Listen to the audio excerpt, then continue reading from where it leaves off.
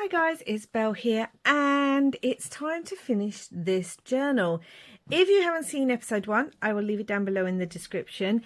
Basically we put together this soft cover out of fabric scraps because we're using up our scraps. And it has this pocket in the inside. And now we're going to put it together. We're going to add the signature to it and then it will be done. I'm not going to decorate inside this one. It's just going to be a basic journal. So I have lots of different scraps of random papers and things here.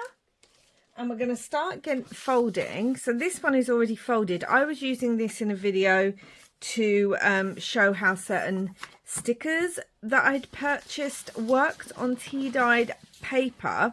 So instead of using this, I'm going to rip it so that this can go into our journal and it will have these fun decorations on it. That. And it is too large, but we'll deal with that. Too high. Got some of this writing paper. I think I'm going to fold this in bits. So normally I would say about 15 sheets of paper, but that often doesn't include for me. So it would be 15 sheets of plain / digital paper, and then I would try and add different papers in between all of that. I also have this bag. You can see it's far too large, but it's similar. It really reminded me of the cover. So it will get cut down and re-glued together. And we've got this lined one. Really liked this one. This is already in half. Again, I might actually cut this rather than fold it over. We have some tea-dyed paper. I like a nice mix of different papers in my journals. And with this one, I'm going to use a few bits and pieces that I've had lying around. I'm trying to see which side I like best. That I might not always use in my other journals. So again, I'm going to be using some bits up. Got this fun yellow bit. Look how bright it is on that side, guys. Let's hide the brighter piece. Beautiful blue. I may not use all these pages. I'm putting them together and folding them up so that I can see what I've got and I can try and put a signature together. See, this is another folded one that's got doily on it. One of these, love these. One of these. So I've got a mix of hand-dyed papers alongside tea-dyed papers. I really might not use all of these. I will see how I feel. I wanted to use different colours. That's another blue one, like this beautiful pink and yellow one. I wanted to use different colours because of all the colours on the cover. I want this to be a bright and cheerful one. So that's 2, 4, 6, 8, 10, 12. So let's have a look at what else. So we've got some vintage music paper because it's me and we can't have, so that'd be 13, a bag would be 14, and I have some vintage, beautiful vintage from 1966 ledger paper. Okay, so yeah, 2, 4, 6, 8, 10, 12, 14. So that's basically 15 with just those. And then I have a whole load of other things that I might want to add. So what I'm going to do is I'm going to start putting things together and seeing what's going to be what. I feel like I want, let's have a look. What do we want at the front? Do we want something bright? got this beautiful yellow. That might go quite nicely at the front. Or maybe I just want to go with, do you know what? I want the purple. I like the purple. So we're going to add a purple. Then some tea dyed. I try to think about where I'm putting things. So I try not to, if it's a journal like this where everything's a bit mixed, I try not to put tea dyed next to each other. Just because, you know, I want to keep it interesting. I'm literally just putting things in. You can see that. I'm not overthinking. I'm just putting bits in. Because I can come back and change it up. So, you know, it's not bothering me. Although, I try not to put two that have lines next to each other. I like that to be different. I'm going to put this one here. Like so. You can see some of these are far too big. Oh, and we have two more. I'd forgotten two others. Oh, I've got this fun one. That is a fun one. So let's try and put that where there may be a bit of plainness. Although realistically, oh, that's too tea dyed. Let's put that in there. And I have my music paper. So let's think where I might want my music paper. Maybe here. Okay, so, or do I want it near the front? Maybe here.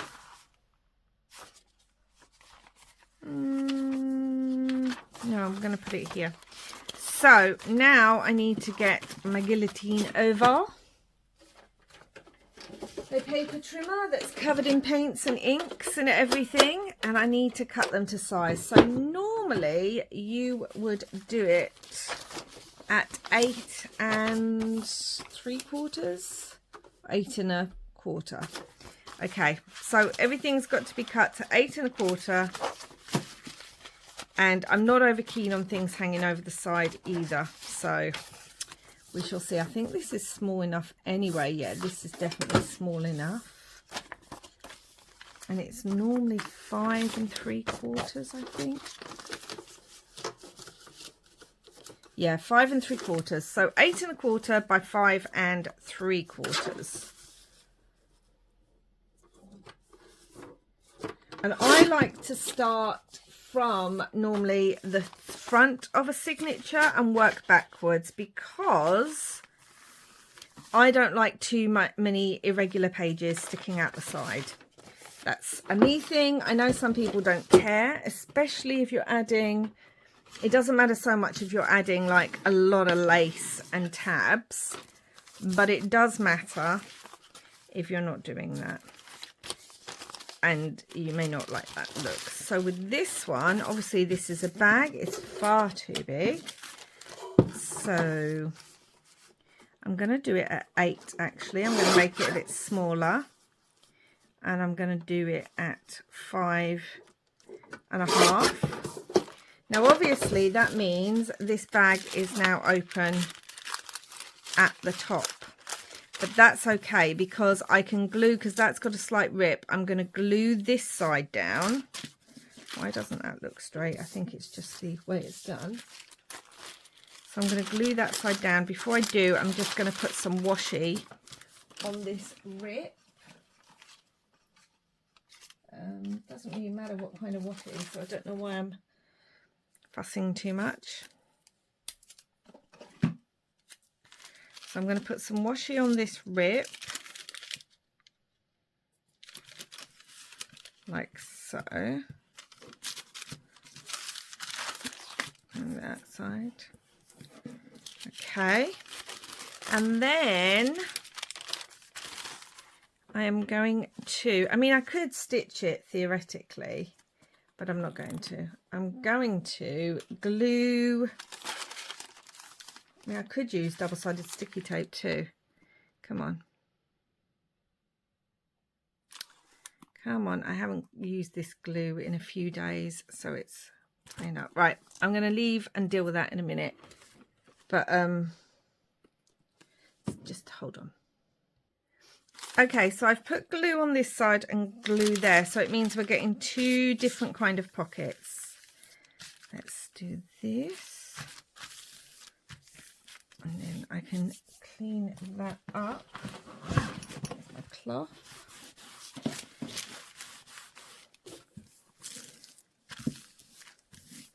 Yep.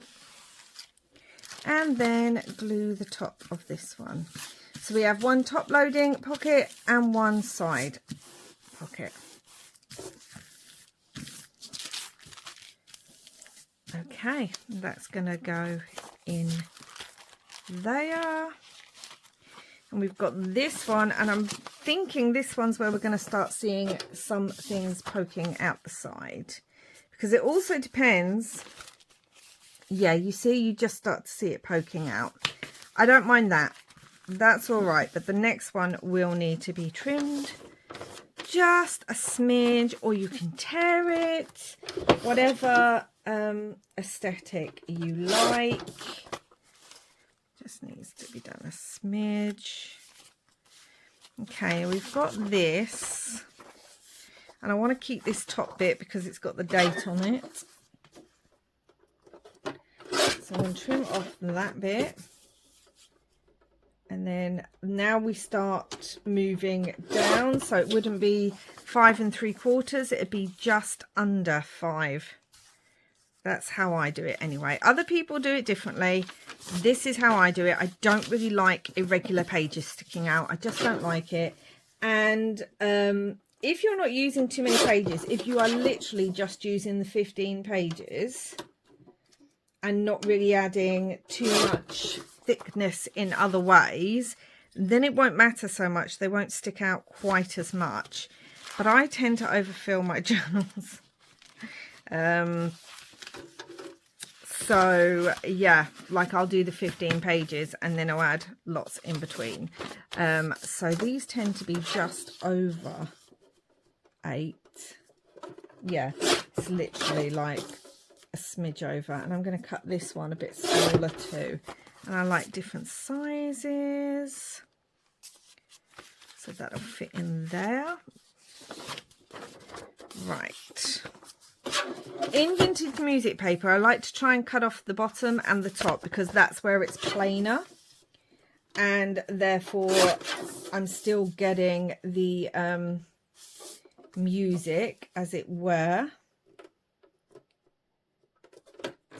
Let's do that there too.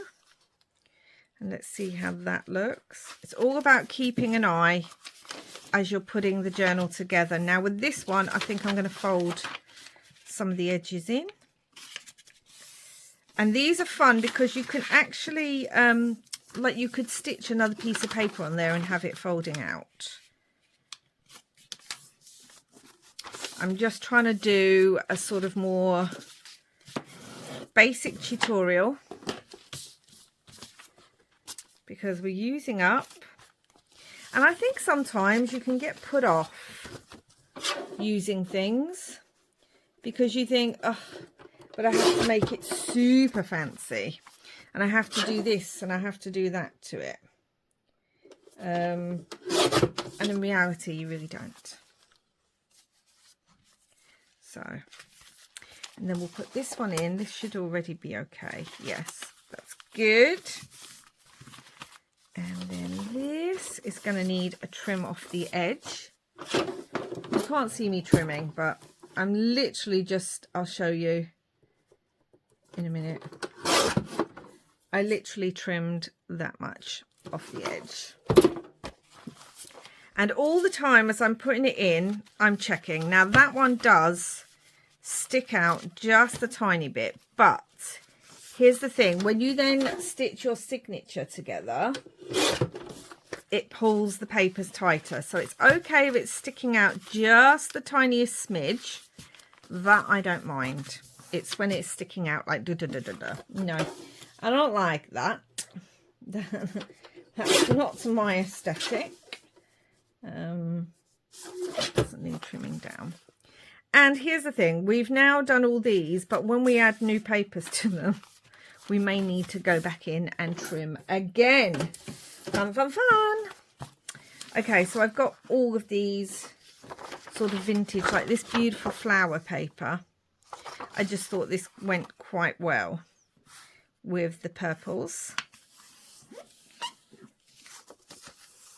And I'm going to cut that bit off. It's only got roots on it anyway, so it's not like it's anything too beautiful on the other side. So that can go in. It may need a trim in height. I've got some of this fun paper, which is a paper my son made. And I don't want to cut any of this off. It's got these fun punched holes in it. And this beautiful marbled edge that he'd done. We've got this. I did have some like fun paper. I think I might put this in. I quite like it. And I had this from a vintage knitting magazine, which again I thought, because this is fabric and it's quite bright colours, I thought this would be quite cute in there. I'm going to do that and then trim this down. So I want this, and this is from a vintage annual, and I just thought this was super cute with the little girl and the party dresses and everything. And again, it's not something I would normally use in one of my journals. And we have some Edith Holden, but I think that's a bit plain and I don't want to put that in there. So let's have a look. We have this fun one actually that's from an old, what's it called? Address book. And I really love the flowers on that. And then we just have a poem. I don't think I need that. And we have some more flowers, which I think I do need because I like flowers. I think I want this. I'm going to have this way. And then that can fold over this way. And you might say again, what's the point of the folds? It just means you can stick something to it. Like, let me see, I'm trying to find something I could stick. So you could take a photograph, if you're using a journal, stick it onto there, and then open it up and write on the back and things. So I know a lot of people ask about things like that. Why do we do pages that way, or why do we add fabric flips, or why do we do XYZ? It really depends on, again, your aesthetic. Now I'm going to check all of these. That is definitely the right size. I'm pretty sure this is the right size. Yeah, and by size I mean like height. I'm checking height. Now this I think is over. I really don't want to cut too much. No, it's the right size. Good, good, good. That's the right size. That I'm going to cut a little bit off because it's just there. Okay. And then another tip, I really do try and fold the edges down, you know, burnish them with my bone folder, because I find that helps me add the pages and really see what's sticking out and what's not. Okay. Now usually if I was using a digital kit, I would put something right at the front here. And I feel like I might want to do that. I might want to put her. I think that's too much. Okay, I might want to put this. That is quite cute, that one actually. Do I want to put that? Yeah, I like that there. And then I just start working my way through. So I've got 5 pieces of paper. 5? Yeah. And I just like to intersperse them and put them in different places. I won't put 2 flower ones together. So there's a flower one right at the front. So I feel like I'll put this little girl one here. And I like to do it on pages that might look maybe a little bit boring in some way. There's another flower one can go there. I also don't like too many folded pages next to each other like that. So you see that's a folded page. So and that's a folded page. So I'd want to put a flat one there as it was. Okay, this one's flat. And by flat, I mean it's got no folds on it. And then we've got this right near the middle. Definitely need some flowers there.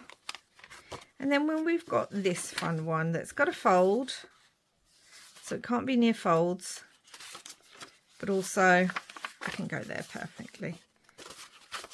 It needs to go in. Okay, and now I really squeeze them together and see, do I have much overhang?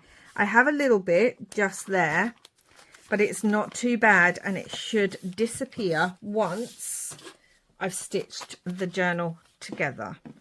So that will go in like so.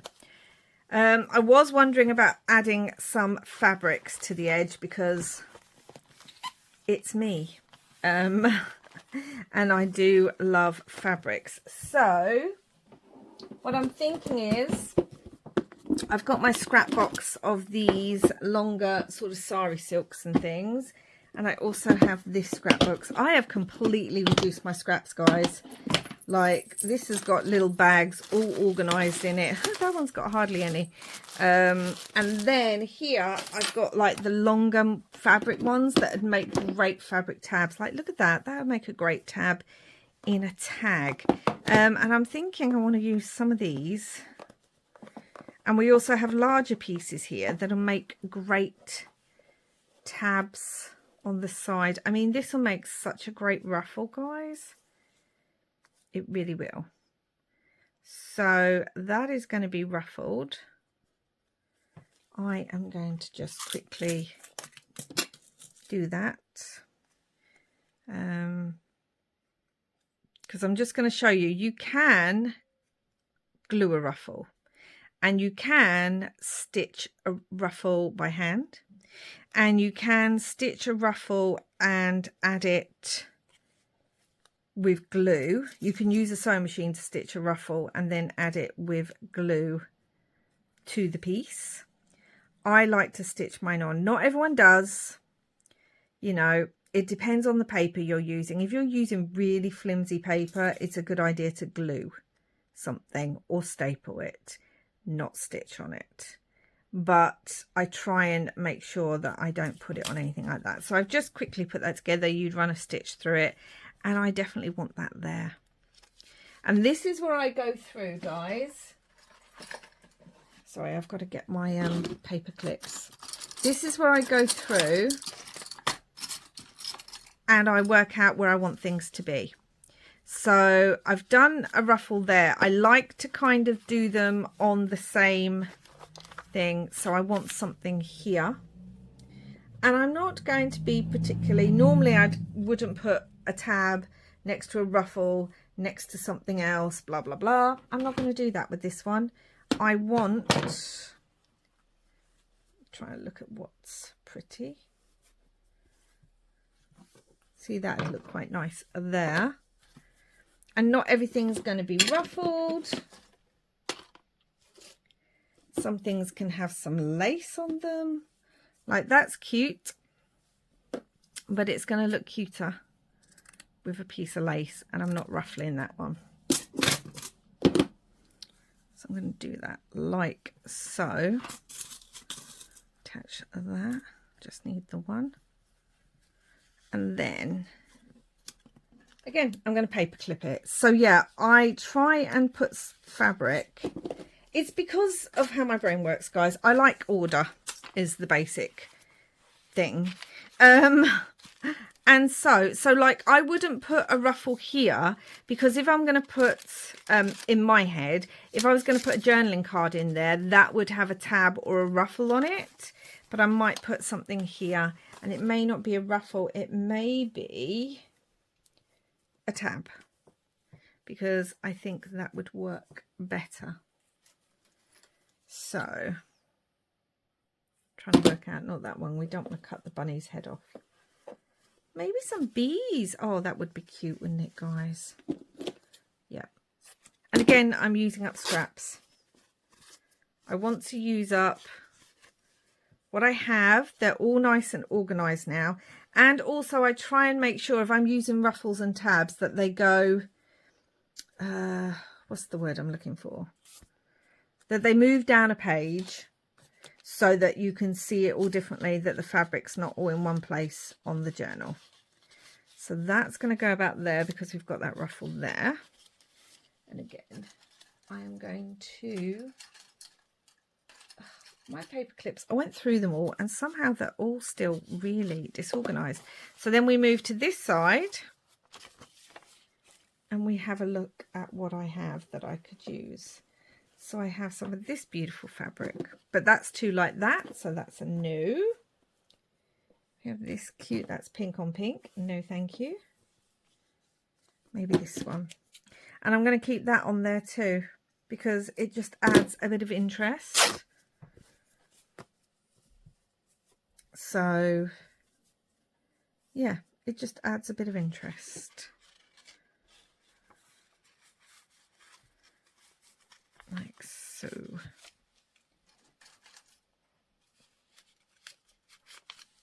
So I'm going to keep doing that and then I'll come back and show you how that looks. Okay guys, so I've added tabs, I've added some sari silk because, you know, would it be a bell journal without some sari silk? That's what we've got to ask ourselves. And the answer is, in some small occasions possibly, but yeah. So I'm going to stitch these on now, guys. Again, like I said, you can stitch ruffles by hand or stitch just the ruffle on a sewing machine, then glue them on. You can glue tabs onto your book. You can staple them on. I prefer to stitch because that's what I like to do. So I'm going to do that and then I will be back. Okay, so I've sewn all that on and that's when you then decide if you want to leave threads. I mean, look how pretty that looks. And it's going to look even more delicious in this fabric cover too. If fabric's not your thing or you're not into like loads hanging out the side, then, you know, that is, again, up to you and your aesthetic. This is all about you making a journal. And now this is the final thing you do. This is the final flip through. This is where you check everything is the right way up. You check that your papers and pages are all where you want them to go. So like that is too far up. You can see I've got a space at the bottom, so I need to just fold that in. Make sure everything is how you want it to look. Do any last burnishing, all that kind of thing. These are so fun in there. I like to, again, stagger the papers, put some with a space at the top and then put the other ones there. So you're getting to see something a bit different. You know, you get to see all this at the bottom, but when you turn it over. So I like that. Again, you might not. And then put some in the middle. Love that sari silk, that ribbon there. This will cover the whole thing. This is fun because if I'd put this behind something really colourful where it's got the holes punched out, you'd be able to see those. But I haven't done that, so that's okay. That's going to go up there. Yeah, I just like to stagger them to give me a bit of interest on my pages if the pages are smaller. Okay, pressing that in. And yeah, make sure if you've got paper with writing on it, if you've got pockets that are top loading, this is where you check everything is the right way up and where you need it to be. She's so cute. I'll really just squeeze that in. This is smaller, so it can go at the top, so we can see a bit of that, but then that can go down the bottom. So we've got lots of different interest going on with the different pages, the different types of paper used, the staggering of the different papers, the way that the tabs and the sari silk is all in different bits. And also, I forgot to say, so if you're stitching using a sewing machine, What I've started doing is, especially for a journal like this, because it's a very eclectic journal and it's a very bright journal, I just use threads I wouldn't normally use. So I've got, try and show you on something brighter. I've used yellow, but I didn't have yellow bobbin. So I just used a pink bobbin that I already had set up. So all the way through, it's yellow and pink. Because what does it matter in a journal like this? You know, it's eclectic, it's fun, it's colourful. So why not use different coloured bobbins if you don't have the other one? I mean, I would have just used probably double yellow if I'd had a yellow bobbin as well as my yellow thread. But I didn't. So I used what I had and I grabbed it. Again, we're using up. So this has already been folded in the middle. We can see. So now is where you get your tools for binding. So I decided to use this thread because this is so bright and coloured. I thought as this is going to show, that wouldn't be too bad on the side. And I do about 3.5. So I get the thread either side of my signature.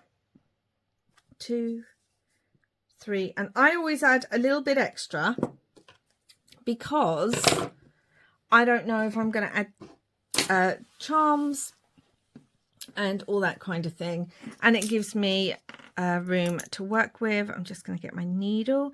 If you're wondering where you can get kits like this, I just picked mine up on Amazon, guys. It normally comes with lots of wax threads too for you to use. Use my tool. And this is where's it gone to? I use large paper clips just because that's what I have.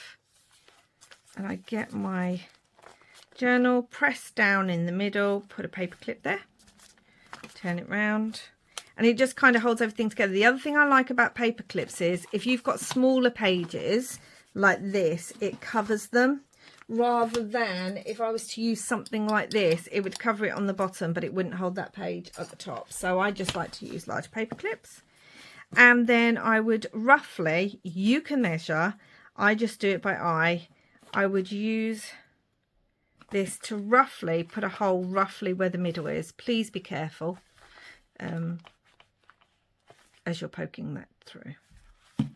And then I do about 1 inch up either side, and that should mean if I have smaller papers, they should be caught on one end, again there, or the other. I'm just going to do a 3-hole pamphlet stitch.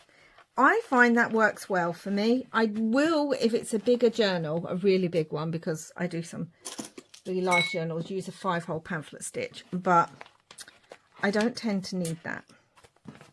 Okay, and I'm going to tuck these really into the pocket, and also like hold them, because I do not want those ribbons. In fact, I'm just going to hold them here.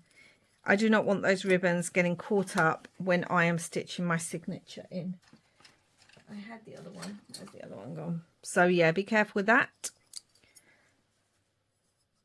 I'm going to hold that in. Fold that. Come on. Fold that over. I'm going to put my signature in where I want it. I like to leave a bit of space top and bottom. Make sure that is in the middle, both sides, looking at it. Yes. And now realistically, I could actually attach the paper clip to the outside of this too. That's not something I would normally do, but I'm going to, because it may help. So I'm just grabbing it from underneath. Honestly, guys, sewing in signatures is my least favourite thing of making journals. 1, because it often includes maths, and I don't like that. And 2, it can be fiddly with more signatures. I'm going to put this back through, and you can see it poke out there. I'm making sure this is nice and straight. Poke out there. There probably are easier ways to do this, but this is how I do it. I'm going to put it through the second hole and poke that through. It just gives me a rough hole. when I'm doing my other bit of stitching. So I'm going to start in the middle, find the hole. Now the other thing about using wadding is it can mean that your needle can go at slight angles when you're stitching fabric covers, because you've got so many layers underneath that it can affect it. And if you are a perfectionist and you really like a straight, see, I can see the hole there. I'm hoping you can see that. I'm going to go back through. Sometimes I check the other side too. And then I'm going to find my hole. Where is it? And this is what I mean. This is where it can get tricky. And put my needle through. I'm just going to put my needle through. I'm going to undo this actually.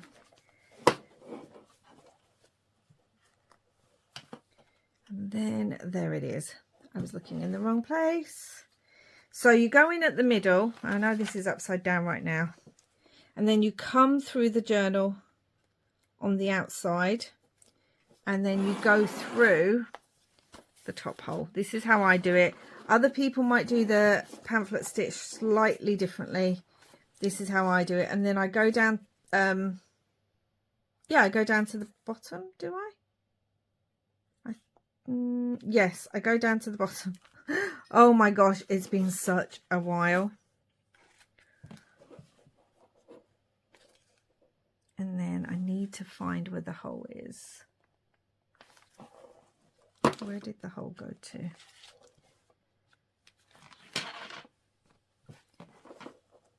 Pretty sure that's it there, but it doesn't feel like it on the other side. Okay. See, even I can get discombobulated when doing these. So I'm going to find it here because I know it's on this side that I saw the hole there. And it will show me where it is here. Right, okay. So through there, through that hole, like so. And then we're going to go back through the middle. And again, with a soft cover, this can be difficult. And you also need to make sure that you are not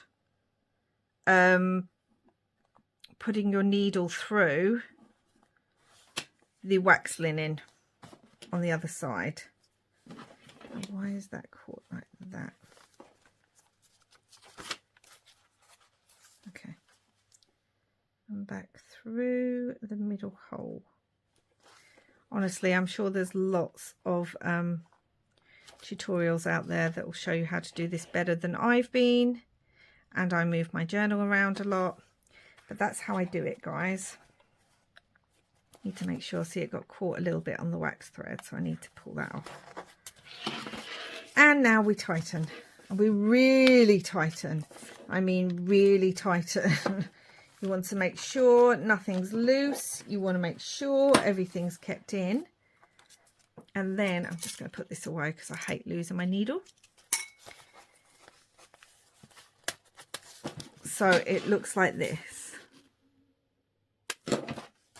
And then I'm just going to tie here. And I'm going to do a couple of knots, if I'm honest, guys, because I like it to be very secure.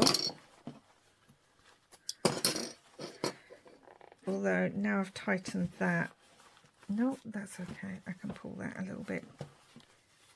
Because the other problem with a fabric journal, if you tighten too much, you can ruffle up the fabric, which is what almost happened there. Oh, it's so bouncy, look. I love fabric covers. Yeah. And now I would go back through and I would really press the pages down. It's not too bad this side because it's lying flat. And this also is where you can check if you have all your papers attached.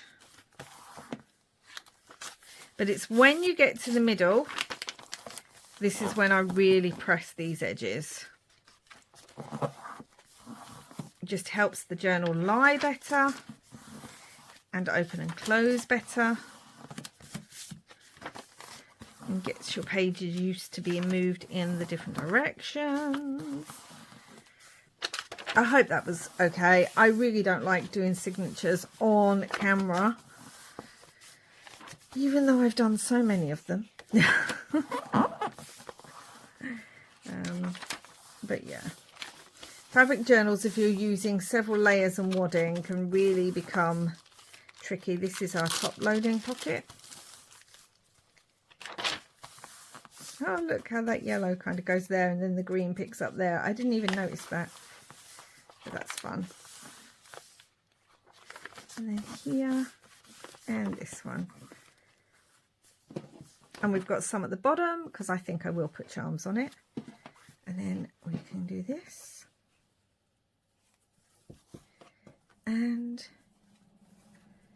close it up.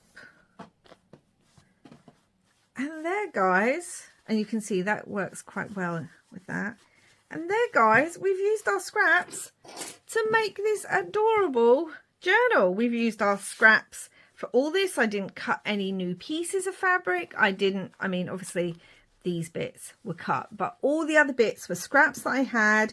Even the bits down here were all scraps. Didn't cut any new sari silk. I used up the thread that I already had in my sewing machine. And then this is what it is.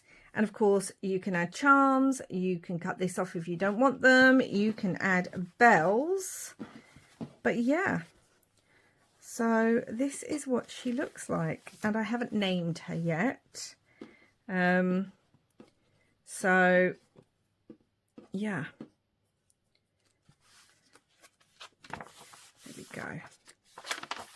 And this is what she looks like inside. I mean, I did a quick flip through, but let's do another one. And this is a side tuck. So yeah, if you've got bags that are too short, too big, cut them down. You can stitch them. You can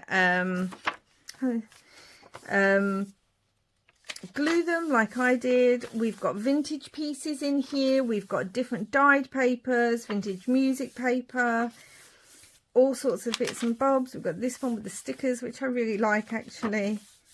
This is gorgeous, this retextured. Lots of different kinds of fabrics, vintage flower papers, middle signature. Love this bit at the bottom. There's little bugs and bees on that one too. And yeah, you can cut these off. You can stick extra paper on there. Like literally, if I'd wanted to, imagine this was a bigger piece of paper. You could glue it onto there and give yourself more writing space. You can put envelopes on there. You can put bags on there. All sorts of stuff. So yeah, it's just a lovely little journal. And we've used bits up. And we've used fabrics up.